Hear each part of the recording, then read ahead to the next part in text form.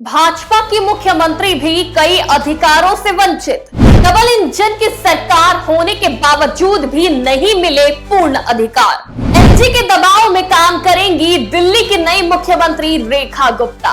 5 power के लिए तरसेंगी दिल्ली की नई मुख्यमंत्री रेखा। न पुलिस पर नियंत्रण, न भूमि और कानून व्यवस्था पर अधिकार।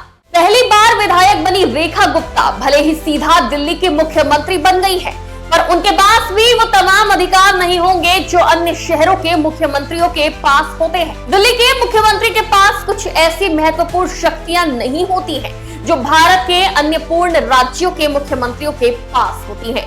इसका कारण ये है कि दिल्ली एक केंद्र शासित प्रदेश है और ये देश की राजधानी भी है, इसलिए ये देश का सबसे खास क्षेत्र है।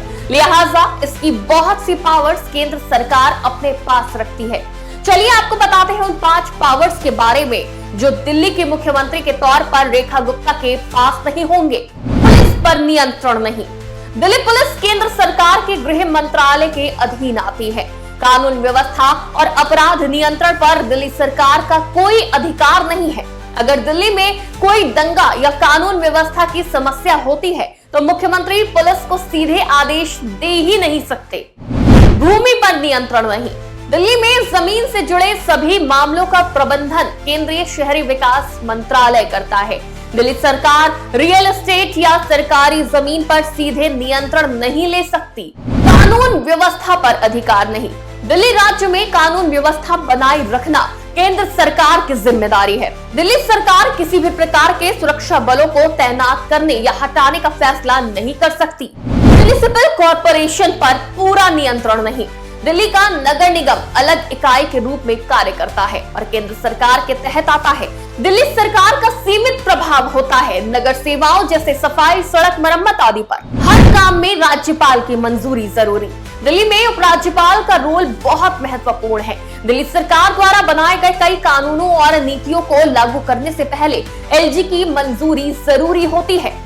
एलजी के पास कुछ मामलों में वीटो पावर भी होती है और वो निर्णय केंद्र सरकार को भेज सकते हैं।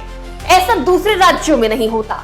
दिल्ली के कई पूर्व मुख्यमंत्री लगातार पूर्ण राज्य के दर्जे की मांग करते आए हैं ताकि मुख्यमंत्री को वास्तविक पावर्स मिल सके। वो चाहे शीला दीक्षित हो या केजरीवाल, सभी ने ये मांग करी, पर केंद्र ने मुख्यमंत्री के पावर्स को बढ़ाने की जगह एलजी के पावर्स को बढ़ाया।